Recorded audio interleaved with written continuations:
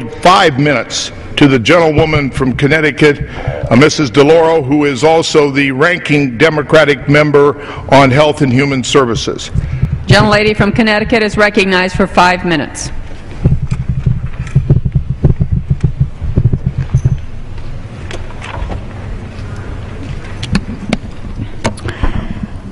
I thank the gentleman, and I rise in opposition to this 14-day continuing resolution.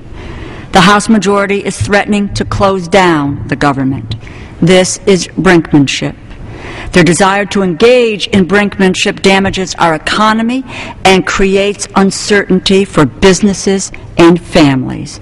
Make no mistake, the proposed budget cuts will cost jobs. 700,000 jobs by the end of 2012, according to economist Mark Zandi, who in fact was the chief economist for Senator John McCain in his presidential bid. Let me be clear. I am very supportive of the removal of earmarks in this resolution. They should be cut. We understand the need for deficit reduction. The question is, where do we start? Our first priority should be to go after waste and special interest spending. $40 billion to the oil industry, which we are providing today. $40 billion. What about the almost $8 billion to multinational corporations who take their jobs overseas? And yes, what about the $8 billion in agricultural subsidies? It is too bad that cutting these special interest subsidies is not the priority of the majority's resolution. Instead, this budget makes deep and reckless cuts in the areas that most impact middle class and working families. Of the $4 billion in immediate cuts put forward by this 14-day resolution, $1.4 billion comes out of education, health and human services, and out of training programs. And yes, almost $1 billion, a quarter of the cuts, comes out of education. Education should be one of the last places we look to cut the budget, not the first. Yes, these cuts could be achieved by eliminating 4 programs proposed for termination by the President, as well as eliminating funding associated with earmarks last year. But these are not the President's proposals.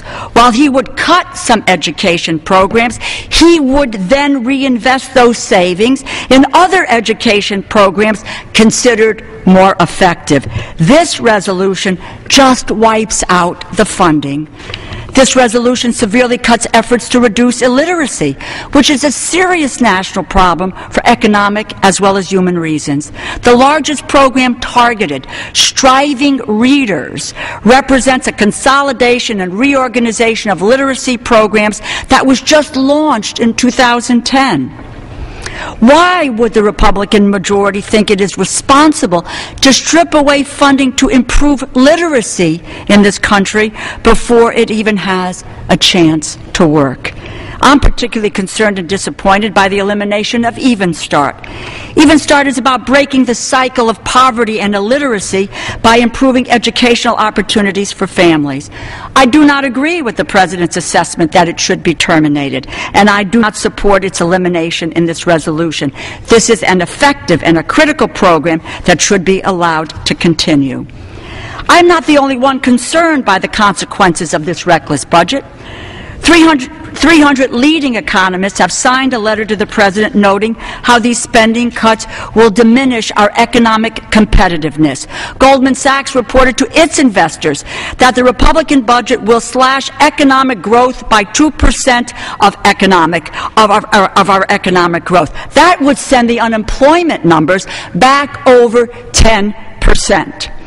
Americans want us to craft a budget for the remainder of the year that creates jobs, reduces the deficit, and strengthens the economy.